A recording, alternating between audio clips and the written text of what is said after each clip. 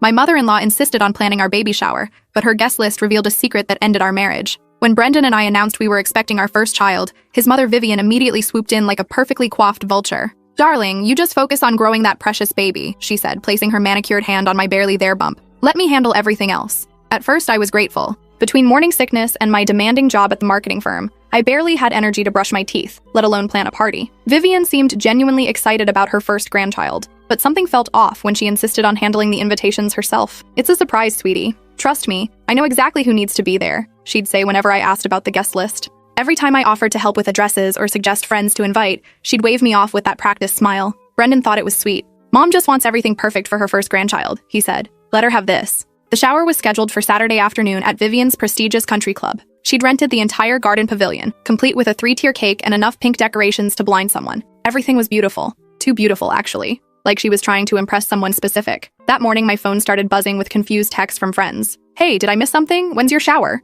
My college roommate Jessica wrote. "I thought we were close. Congratulations anyway," texted my work friend Maria. My stomach twisted. I called Vivian immediately. "Oh, honey, space was limited at the club," she said smoothly. "I had to prioritize family and Brendan's important business connections." Important business connections? For a baby shower? When we arrived at the club, I felt like I'd walked into someone else's party. I recognized exactly 3 people: my mom, my sister Rebecca, and Brendan's Aunt Helen. The other 25 guests were complete strangers to me. Well-dressed women in their late 20s to early 30s, all impeccably styled, all blonde, all stealing glances in my direction. "Who are all these people?" I whispered to Brendan. He looked just as confused. "I thought they were your friends. Mom said she'd invited your social circle." During the gift opening ceremony, I noticed something odd. Every single present had a card signed with unfamiliar names: Delilah, Cassandra, Rochelle, Lauren, Tiffany, but the handwriting on all of them looked identical. The same looping cursive, the same black ink pen. Someone had written all these cards themselves. That's when a woman with platinum blonde hair approached me. She wore a designer dress that probably cost more than my monthly rent.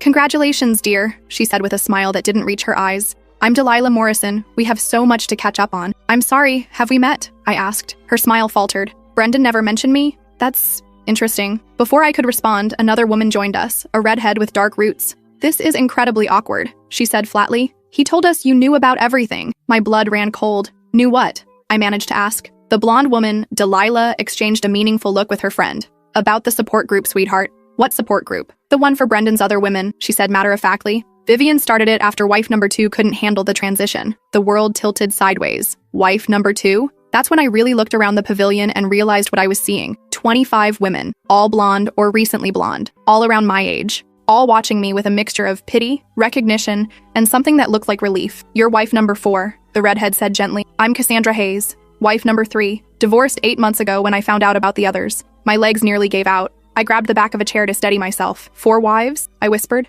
"That we know of," Delilah said. "There might be more who haven't found our little support network yet." I looked around desperately for Brendan. He was across the pavilion, deep in conversation with his mother, completely oblivious to the bomb being dropped on his pregnant wife. "The first wife was Tiffany Chen," Cassandra explained. "Married right out of college. She lasted 2 years before she found out about Lauren." "Lauren Martinez was the second," added another woman. "That's when Vivian started the support group." My hand instinctively went to my stomach. "I'm 4 months pregnant." The women exchanged knowing looks. "So was Lauren when she found out about me," Delilah said softly. "And I was 5 months pregnant when I discovered Cassandra existed." "What happened to the babies?" I asked, dreading the answer. "Miscarriage from the stress," Delilah said, her voice flat with old pain. "The doctors said it was the shock and emotional trauma. Cassandra wasn't so lucky, or unlucky, depending on how you look at it." Cassandra pulled out her phone and showed me a picture of a beautiful little girl with curly blonde hair and Brendan's unmistakable green eyes. "Emma just turned 3 last month. Brendan hasn't seen her since our divorce was finalized. Vivian sends money sometimes. Guilt payments, I call them. But she's made it very clear that I'm not welcome in their family anymore." The pieces of my life started falling apart like a house of cards. Brendan's frequent business trips that seemed to have no clear purpose. The way he guarded his phone like it contained state secrets. How he'd convinced me to move across the country from my family in Oregon, saying his business opportunities were better here in Chicago. "He's still legally married to Lauren," another woman said quietly. She was tiny and looked exhausted, with dark circles under her eyes. "I'm Rochelle Kim. Their divorce was never finalized. Something about paperwork complications that Brendan kept creating." The ground beneath me shifted. "That means our marriage isn't even legal." "None of ours were," Delilah confirmed grimly, "except Tiffany's. She was the only legitimate wife. The rest of us were just accessories." I felt physically sick. "How long has this been going on?" 12 years, Cassandra said. "Since he graduated college. Vivian keeps track of all of us in a little leather notebook she carries in her purse. She calls it her daughter-in-law management system, like we're inventory to be tracked. She invited us here to meet you, Delilah explained, to officially welcome you to the sisterhood of Brendan's victims. She does this every time he gets a new woman pregnant. It's her twisted idea of transparency. Why didn't anyone try to warn me before this? I asked. We tried, Rochelle said earnestly. Remember the woman who approached you at the Whole Foods 3 months ago? That was me. I remembered now. A frantic-looking woman had cornered me in the produce section, insisting she knew my husband. I'd assumed she was some jealous ex-girlfriend and had hurried away. And the anonymous letter you received 2 months ago? Cassandra added. That was me. The letter. I'd thought it was from some bitter ex trying to ruin my happiness. It had contained vague warnings about Brendan's character and a phone number to call. I'd shredded it without a second thought. We have a whole system now, Delilah explained, pulling out her phone to show me a group chat. We try to reach the new ones before it's too late. But Brendan's gotten smarter about keeping his women isolated. Vivian coordinates everything, Cassandra continued. She helps him scout new targets, usually through her charity work or social club activities. Young women, preferably with no close family nearby, Rochelle listed. Blonde, educated, financially independent, but not wealthy enough to be suspicious of his lifestyle. I fit the profile perfectly. I'd moved to Chicago for what I thought was a dream job, leaving my parents and sister back in Oregon. I'd met Brendan at one of Vivian's charity galas, where she'd introduced us with glowing praise. The pregnancy was planned, I realized aloud. He wanted me pregnant. Pregnant women are less likely to leave, Delilah said sadly. And Vivian is obsessed with babies. She's desperate for grandchildren to spoil and show off. What about all the other children? I asked. 7 total, including yours, Cassandra said, pulling out what looked like a handwritten family tree. Emma's the oldest at 3. Then there's Michael, who's 2.5. He lives with Lauren's parents in Arizona since she had a complete breakdown. Twins Samuel and Grace are with their aunt in Florida after wife number 2, Jennifer Walsh, was hospitalized for severe depression. And Rochelle has 18-month-old twins, Oliver and Sophia, 7 children, all with different mothers, all being raised without their father because he was too busy collecting new wives to care for the families he'd already created. My sister Rebecca appeared at my side, having noticed my distressed state. What's going on? She asked, eyeing the circle of blonde women with growing alarm. These are Brendan's other wives, I said numbly. Rebecca's face went completely white. Other wives? What do you mean, other wives? Before anyone could explain further, Brendan finally noticed our gathering. I watched his face change when he saw exactly who I was talking to. The color drained from his cheeks, and he started walking toward us with quick, determined steps. Ladies, he said with forced cheerfulness when he reached us, I see you've all met my beautiful wife. Which wife would that be exactly? Delilah asked coolly. Brendan's jaw tightened. Mom mentioned she'd invited a few old friends to the shower. I didn't realize you'd all be here together. Surprise, Cassandra said dryly. We brought gifts. She handed me a thick manila envelope. Inside were photocopies of marriage certificates, divorce papers, birth certificates, hospital records, and court documents. A complete paper trail of Brendan's 12-year pattern of deception. The private investigator we hired put this together, she explained while Brendan tried to grab the envelope. Every woman deserves to know exactly what she's dealing with. Brendan managed to snatch some papers, but Rebecca quickly stepped between us. Don't you dare touch her, she warned. This is absolutely ridiculous, Brendan said, his facade finally cracking. These women are bitter and jealous because they couldn't handle sharing me with my business responsibilities. Moved on? Rochelle laughed bitterly. You're still sending me court-ordered child support for twins you've never bothered to meet. You've never even asked their names. Vivian appeared beside her son like she'd been summoned, her face tight with annoyance. Girls, please don't make a scene, she said sharply. This is supposed to be a joyful celebration. A celebration of what? I asked, finding my voice. Your son's 4th bigamous marriage? Now, dear, bigamy is such a harsh legal term, Vivian said dismissively. Brendan is simply a man who loves deeply. Some people are meant to have expansive hearts. Love? Delilah scoffed. Your son is a serial predator who uses you to enable his behavior. Vivian's composure cracked slightly. I've tried to make amends. The support group, the monthly checks, helping with legal fees. You help him find new victims, Cassandra interrupted. You scout them at your charity events and social clubs. You research their backgrounds to make sure they fit his preferred profile. The other shower guests had started to notice the commotion. Several elderly women in expensive jewelry were whispering and pointing. My mom and Brendan's Aunt Helen approached with confusion and growing concern. What in the world is happening here? My mother asked. I'm finding out that my marriage isn't legal, I said, my voice cracking. And I'm pregnant with a child whose father already has 7 other children with different women that he doesn't support. My mother's face went through several emotions before settling on pure rage. She turned to Brendan with fire in her eyes. You lying, manipulative son of a bitch, she said with deadly calm. How could you do this to my daughter? How could you look me in the eye at family dinners and pretend to be a loving husband? Mrs. Patterson, please calm down, Brendan said desperately. There's been a serious misunderstanding here. The only misunderstanding, my mother cut him off, is thinking you could get away with this forever. Did you really believe none of these women would ever find each other? I looked around at the faces surrounding me, the other wives, watching with sympathy and solidarity, my family radiating protective anger, the country club guests, whispering and taking pictures. And at the center, Brendan and Vivian finally caught in their web of lies. I want to go home, I said quietly. Of course, sweetheart, Rebecca said, putting her arm around me. Let's get you out of here. As we gathered my things, Delilah pressed a business card into my hand. We meet every Thursday evening at 7, she said quietly. Coffee shop on 5th Street called Grounded. You don't have to go through this alone. I nodded, unable to speak through the tears. What about all the lovely gifts? Vivian called after us as if baby shower presents were the priority. Keep them, I said without turning around. Consider them payment for the criminal defense attorney I'm about to hire. The drive back to his downtown apartment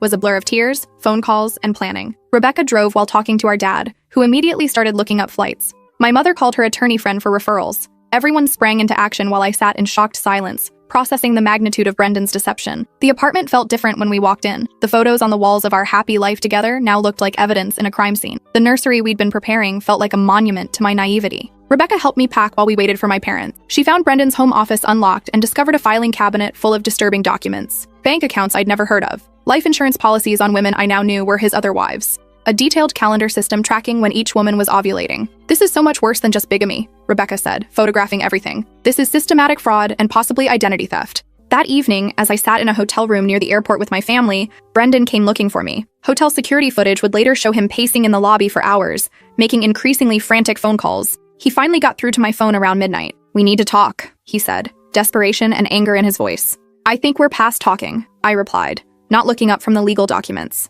Unless you want to explain how you married 4 different women while only divorcing one. Those women poisoned you against me, he said, launching into what sounded rehearsed. They're bitter because they couldn't handle the complexity of loving someone like me. I have a big heart, and they couldn't understand that love doesn't have to be possessive. Love? I laughed without humor. Brendan, you committed fraud. Multiple times. This isn't about free love. You're a criminal who lies to women to get them pregnant and then abandons them. I never abandoned anyone, he protested. I provide financial support. I make sure everyone is taken care of. When's the last time you saw Emma? Or Michael? Or any of the twins? I asked. When's the last time you changed a diaper or stayed up all night with a sick child? He had no answer. You don't love us, I continued, my voice getting stronger. You collect us. Like trophies or vintage cars. Something to possess and show off when convenient, then store away when you're busy with the next acquisition. And your mother helps because she's addicted to playing grandmother to children whose mothers you systematically destroy. The line went quiet. I love you, he said finally, his voice small. I love all of you. I know that's hard to understand, but my capacity for love is just bigger than most people's. Your capacity for love might be big,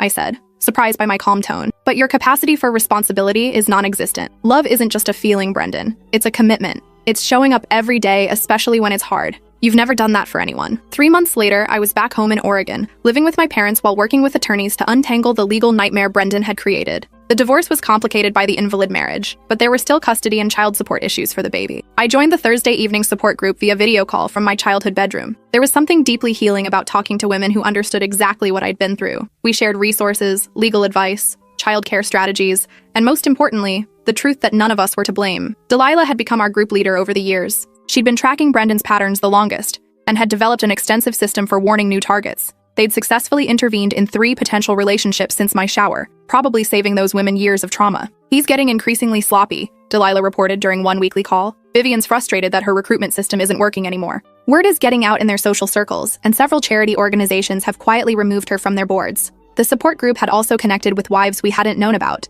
2 more women came forward after seeing news coverage. The total count was now 6 wives and 9 children, with more potentially undiscovered. During our meetings, I learned the full scope of what Brendan and Vivian had been doing. They'd developed an intricate system over 12 years, with Vivian serving as talent scout, relationship coordinator, and damage control specialist. Tiffany, the first wife, shared her story during one particularly emotional session. I thought I was going crazy, she said. Brendan would disappear for days, claiming business trips, then come back with elaborate explanations. When I found women's clothing that wasn't mine in our closet, he convinced me I was having memory problems from stress. Lauren, wife number 2, had been recruited through Vivian's book club. She befriended me for months before introducing Brendan, Lauren explained. She knew I'd just moved to town for work, had no local support system, and was struggling financially. She positioned Brendan as this successful businessman who could provide stability. The pattern was always the same. Vivian would identify vulnerable women, usually recent transplants to Chicago, financially independent but not wealthy, typically working in creative or service fields where irregular schedules seemed normal. She'd cultivate friendships through her various social activities, learning about their backgrounds, family situations,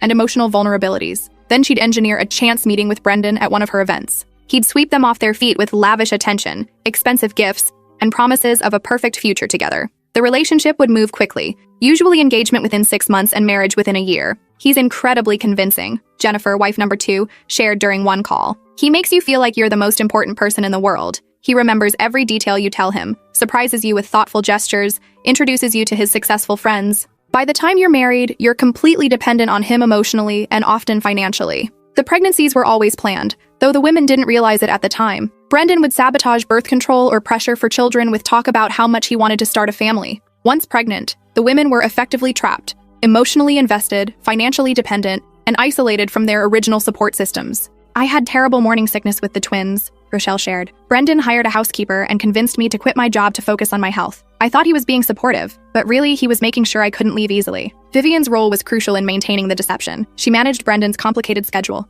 ensuring wives rarely crossed paths. She handled much of the financial coordination, managing separate bank accounts, paying bills, even managing some of the women's personal finances to reduce their stress. She had spreadsheets, Cassandra revealed. Detailed charts tracking our cycles, our schedules, our emotional states. She knew which of us were having problems with Brendan and would adjust his availability accordingly. When marriages started falling apart, usually when wives discovered evidence of other women, Vivian would spring into damage control mode. She'd gaslight the wives, suggesting they were imagining things or misunderstanding innocent situations. She'd offer therapy recommendations, therapists she'd vetted to support her narrative, and increase her emotional manipulation. She convinced me I was having postpartum depression, Jennifer said. She said my suspicions about Brendan were symptoms of my condition, and that I needed to focus on getting well for my children's sake. If wives became too suspicious or discovered concrete evidence, Vivian would shift to her support group strategy. She'd gradually introduce them to other former girlfriends, who'd learned to accept Brendan's complex emotional needs. The idea was to normalize the situation and create a sense of sisterhood among the women. The first time I met Lauren, Vivian presented it as therapy,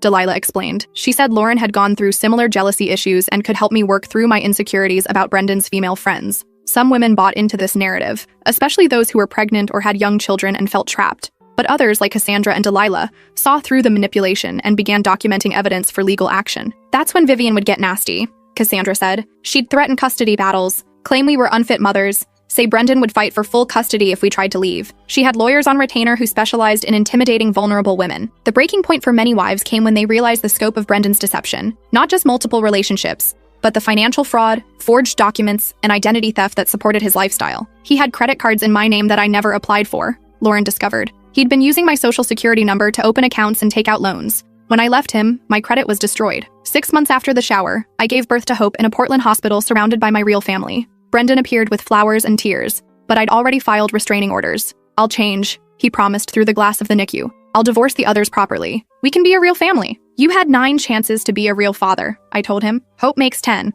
I'm not interested in giving you an 11th opportunity. Security escorted him out, and he never returned. Vivian tried a different approach, hiring expensive attorneys to demand grandparents' rights. But when the judge reviewed evidence of her active role in Brendan's deception, including testimony from 6 mothers and phone records showing her coordination of his activities, he dismissed her petition entirely. Mrs. Hartwell, the judge said, disgust clear in his voice, your enabling of your son's fraudulent and emotionally abusive behavior has caused immeasurable harm to multiple families and children. Until you demonstrate genuine accountability and seek appropriate mental health treatment, this court will not grant you access to any of his children. The Thursday group celebrated that victory with takeout and champagne. It was the first time any of us had seen real legal consequences for what they'd done. 2 years later, I've built a genuine life with Hope in Oregon. She's beautiful and brilliant, with her father's green eyes but none of his capacity for deception. I work remotely for a sustainable fashion company, which gives me flexibility to be present for her in ways Brendan never was for any of his children. My parents have been incredible, providing not just financial support, but emotional healing. Watching my father read bedtime stories to Hope and seeing my mother teach her to bake cookies